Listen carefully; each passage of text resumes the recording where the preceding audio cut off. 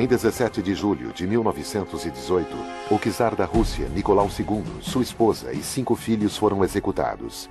Seus corpos não puderam ser encontrados.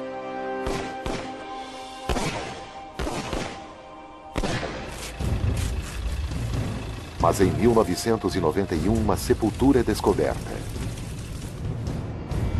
Faltam 2 crianças. Sempre houve a confusão, o mito e a possibilidade de algum ou alguns deles terem sobrevivido. Em 2007, uma segunda sepultura é descoberta. Mas será que o seu conteúdo finalmente revelará a verdadeira história sobre o que aconteceu com as crianças desaparecidas? Investigando registros não publicados de tentativas de resgate da família do czar e entrando em contato com cientistas forenses, juntando esforços para extrair provas de ossos extremamente deteriorados, nós abrimos os arquivos confidenciais sobre os Romanoves.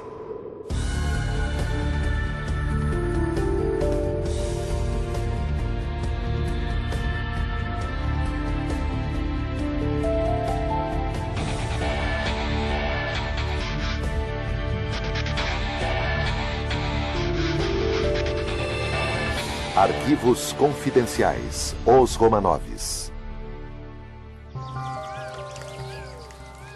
Início do século XX. A família Romanov é o centro da vida russa. O czar Nicolau II é o imperador desde 1894. Ellen Rapoport é historiadora e escritora especialista em história russa e estuda a fundo as vidas íntimas dos Romanovs. Para o povo russo e para os camponeses em geral, Nicolau era um ser divino. Eles o veneravam, reverenciavam e se benziam cada vez que ele passava. Sua Alteza Real, o príncipe Michael de Kent da família real britânica, é um parente distante do czar russo. Ele era como um deus para seu povo. Então essa reverência era muito significativa. Com sua esposa de origem alemã, a czarina Alexandra, eles formam o perfeito casal real. O que mantinha a popularidade da família Romanov era, sem dúvida, aquelas crianças de beleza extraordinária. Olga, Tatiana, Maria e Anastácia são as 4 adoradas filhas. O filho mais jovem e herdeiro do trono é Alexei. A residência oficial da família é aqui, no Palácio de Inverno, em São Petersburgo. A historiadora Charlotte Zipfat escreve sobre as vidas dos Romanovs. O Palácio de Inverno é o cenário mais extraordinário para se viver e crescer.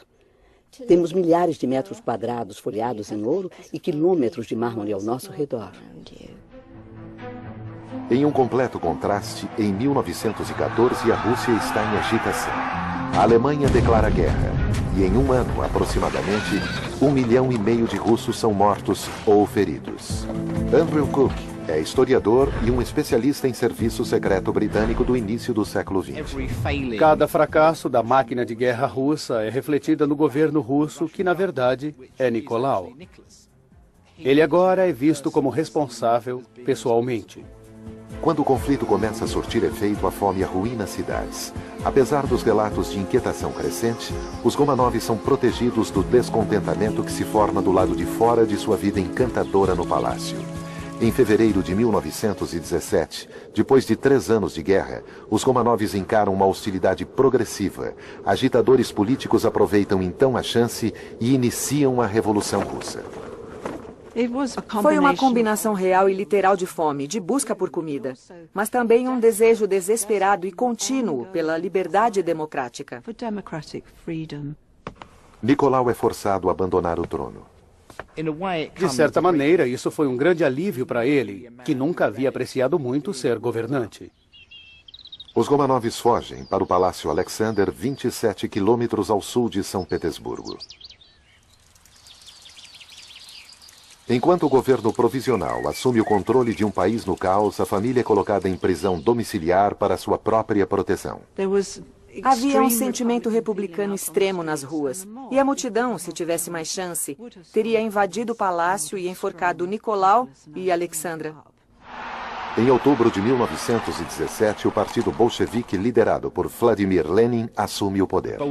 Os bolcheviques são um grupo revolucionário linha dura que estava patológica e apaixonadamente contra a aristocracia e Nicolau em especial. O czar e sua família são levados para a fortaleza bolchevique de Yekaterinburgo, nos Urais, a mais de 1.700 quilômetros de sua casa.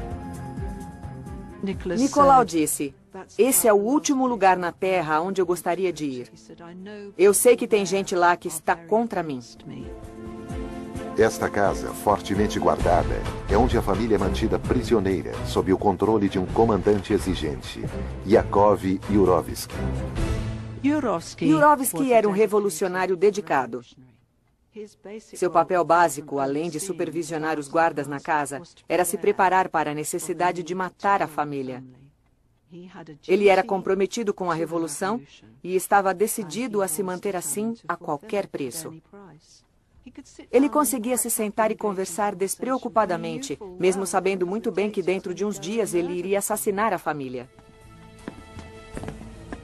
Em um depoimento dado por Yurovsky depois da Revolução, ele declara que por volta das 2 horas da manhã de 17 de julho de 1918, os guardas informam os Romanovs que eles seriam levados para o porão.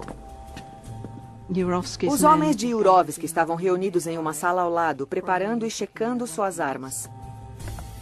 Yurovsky ordena que a família se junte para tirar uma foto em grupo, como eles tinham feito inúmeras vezes antes. As meninas se acotovelam ao lado da mãe. O czar fica em pé ao lado do filho.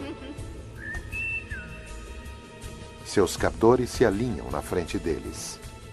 Yurovsky fez a leitura de uma declaração resumida, dizendo que haviam decidido que Nicolau precisava ser executado.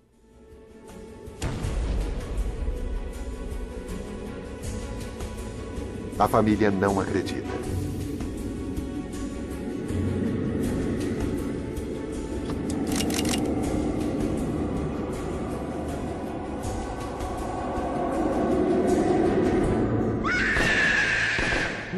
Nicolau foi quem teve mais sorte. Ele morreu instantaneamente, mas a maioria dos outros não. Eles sofreram terrivelmente. Havia gritos e fumaça e ninguém conseguia ver o que os executores estavam fazendo. Uma a uma, cada criança foi assassinada a tiros a queima-roupa. No total, 103 tiros são disparados. Esta foto da cena do crime no porão é tirada.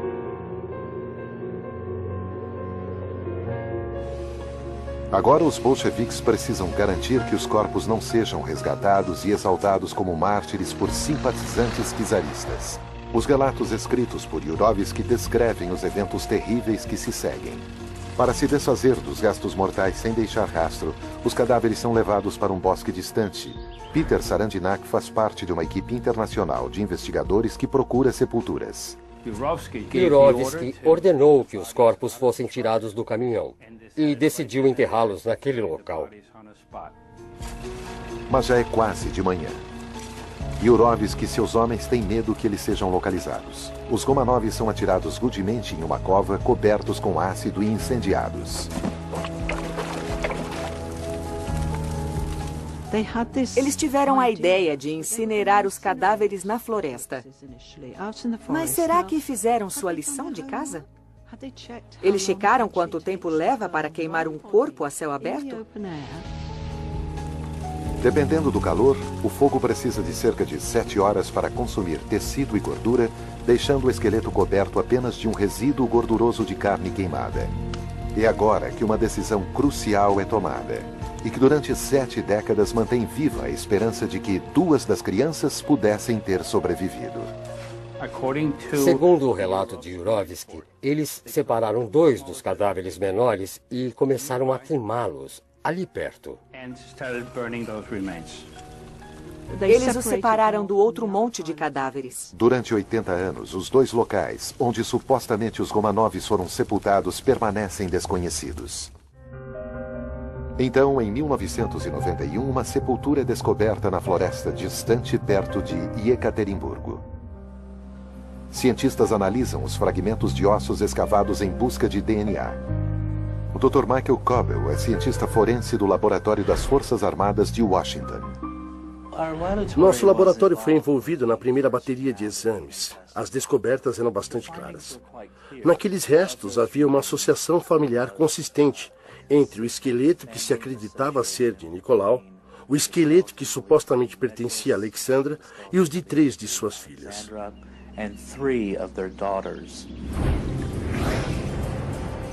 Esta é a fortaleza de Pedro e Paulo, em São Petersburgo. Em 1998, 7 anos depois de seus ossos serem exumados, o czar Nicolau II e 4 membros de sua família são enterrados aqui. Os Romanov são canonizados santos. O príncipe Michael de Kent esteve na cerimônia. Foi um momento muito comovente. Ali, os czares sempre eram enterrados desde que Pedro o Grande criou a cidade. Um par de túmulos permanece desocupado. Um para Alexei, o jovem príncipe herdeiro do trono, e outro para uma das filhas, Maria ou Anastácia. O grande mistério era o que teria acontecido às crianças desaparecidas. Era uma história fechada, mas não havia dúvida que um dia seriam encontrados. Decidido a descobrir a verdade, ano após ano, Peter Sarandinak e sua equipe sistematicamente vasculham a área ao redor do túmulo do czar à procura de uma segunda sepultura. É um prado relvoso, de 500 metros quadrados, cercado por uma floresta em 3 lados, e no lado oriental há um pântano. Nós raspamos grosseiramente os 10 centímetros de terra que cobrem a superfície, tentando nivelar o terreno para que o radar que penetra o solo pudesse ser capaz de achar anomalias, mas não encontramos nada. Sem sinal dos 2 corpos enterrados, surgem boatos de que o relato de Yurovsky sobre os assassinatos pode ter sido exagerado e que talvez as crianças desaparecidas tenham escapado ou sido resgatadas. Um plano toma forma na primavera de 1917, um ano antes de eles serem mortos, enquanto a família está sendo mantida no Palácio Alexander. Existem enormes incertezas sobre o que vai acontecer e para onde eles vão. A família é incentivada a sair do país. Nicolau pede ajuda a um bom amigo e parente, o rei George V. Eles eram primos diretos e sempre se deram muito bem. Eram bastante próximos. As pessoas sempre mencionavam a semelhança incrível entre eles. Nicolau pede a George que sua família se refugie na Inglaterra. Ele estava muito preocupado com os acontecimentos. Acredita-se que foram feitos preparativos para que um navio britânico esperasse a família Romanov no porto de Murmansk, a 1000 quilômetros ao norte de São Petersburgo. Dali, eles navegariam até a Grã-Bretanha.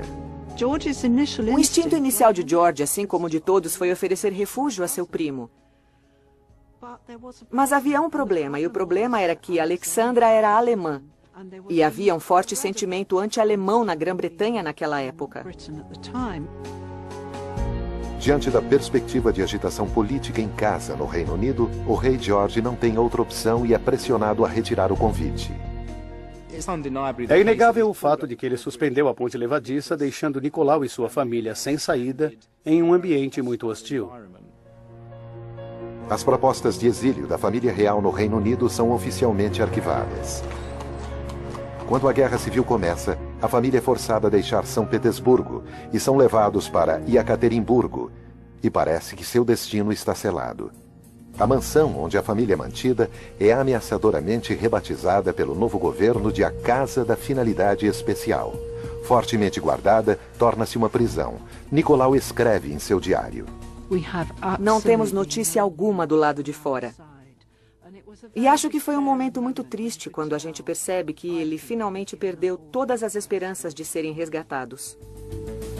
Mas sem que o czar soubesse, apesar da recusa oficial do rei George em dar asilo aos Romanovs, o resgate deles ainda era cogitado em Londres.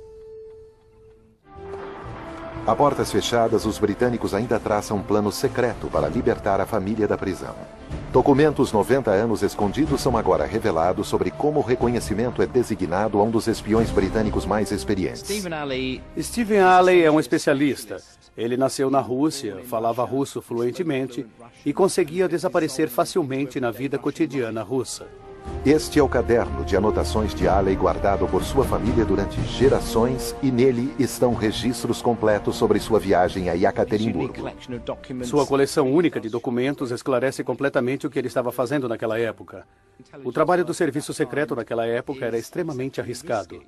Se ele tivesse sido descoberto e preso, sabemos com certeza que ele enfrentaria um pelotão de fuzilamento. O diário de Alley também traz um desenho da localização da casa onde os Romanovs estavam sendo mantidos. Junto com arquivos russos, agora é possível construir uma imagem precisa de sua prisão.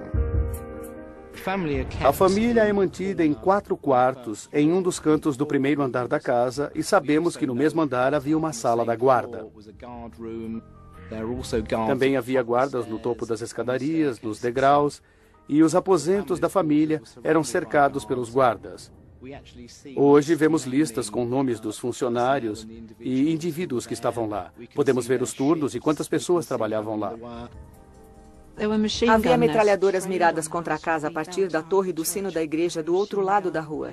Havia metralhadoras colocadas no jardim e no porão.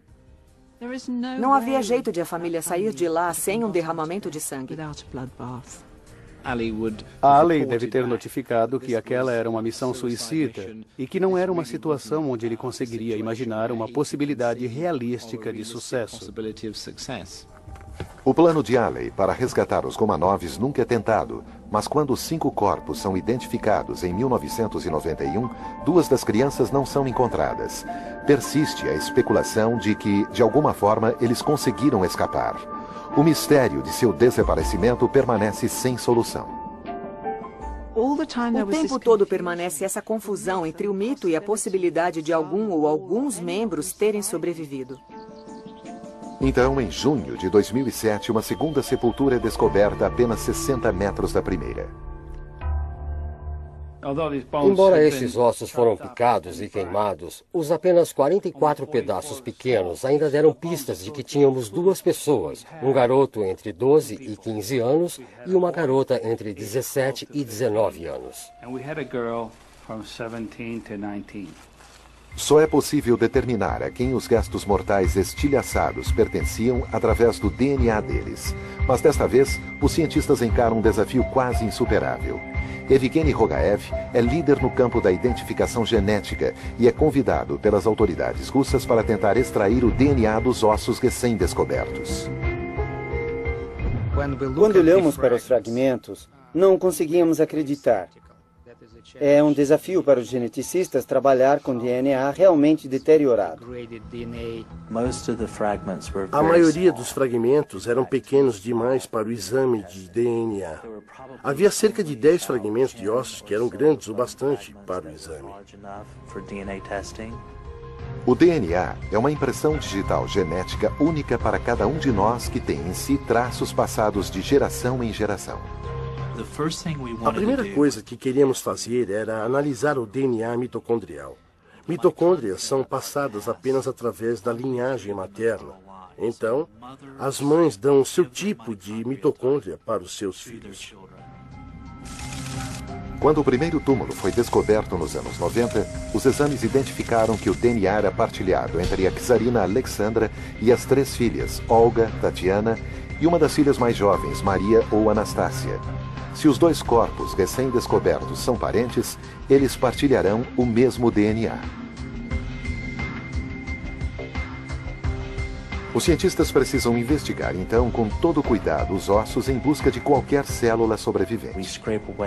Nós raspamos a superfície exterior do osso e o reduzimos a pó. E depois usamos uma centrífuga que dissolve completamente o osso e libera o DNA. Ficamos muito surpresos quando realmente conseguimos determinar as sequências de DNA mitocondriais completas. Descobrimos que o osso da perna, que acreditávamos ser de uma mulher, e o osso da perna, que acreditávamos ser de um homem, ambos têm a mesma sequência de DNA mitocondrial que Alexandra.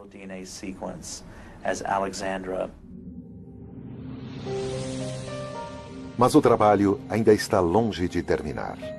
Para obter uma conclusão completa e indiscutível, os investigadores precisam encontrar uma semelhança entre estas crianças e seu pai. Para isso, um confronto direto é exigido. Mas pelo que os cientistas têm conhecimento, existe apenas uma amostra do DNA do czar Nicolau de quando ele estava vivo. E eles também sabem que ela foi perdida há muitas décadas. Em 1891, durante uma viagem a Osaka, no Japão, Nicolau Romanov, na época herdeiro do trono, foi atacado. A camisa de Nicolau ficou coberta de sangue. Ele ficou segurando a lateral de sua cabeça para estancar o sangramento.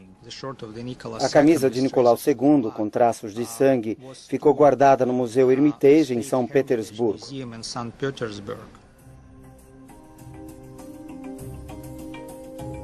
Antigo lar da família Romanov, ele agora abriga uma coleção de mais de 3 milhões de artefatos.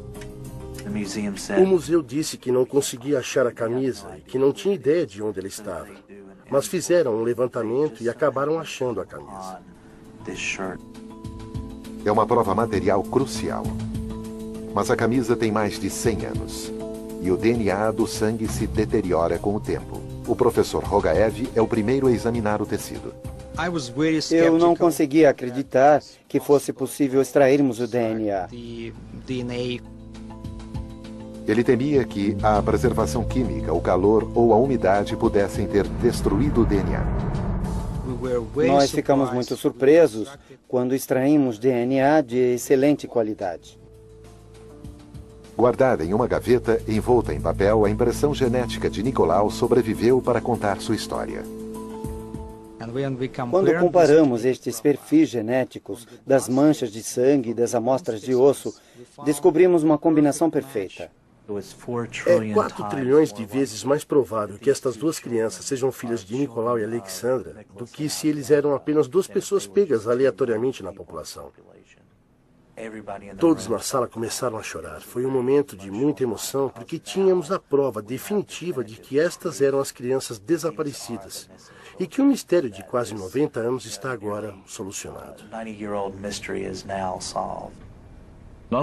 Ninguém, seja alguém de nós, da família Romanov ou qualquer outra pessoa, acho que ninguém mais tem dúvida porque os exames de DNA são definitivos.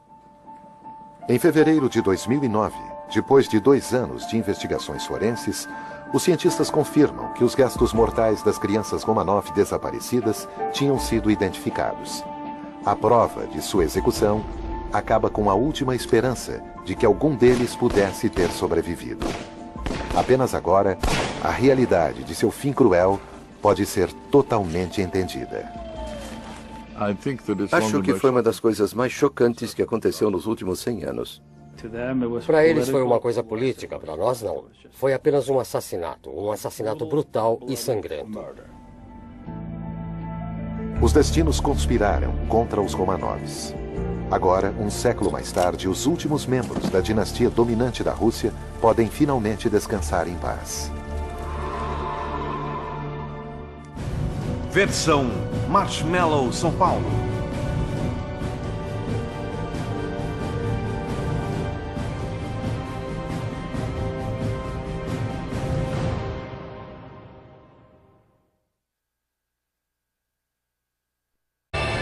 Arquivos confidenciais. Os Romanovs. Início do século XX. A família Romanov é o centro da vida russa. O czar Nicolau II é o imperador desde 1894. Ellen Rapaport é historiadora e escritora especialista em história russa e estuda a fundo as vidas íntimas dos Romanovs. Forenses, juntando esforços para extrair provas de ossos extremamente deteriorados, nós abrimos os arquivos confidenciais sobre os Romanovs.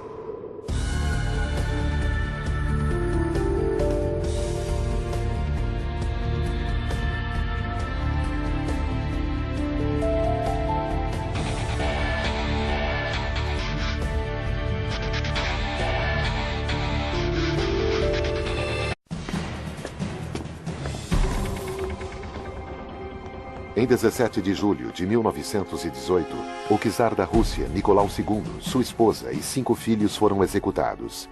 Seus corpos não puderam ser encontrados.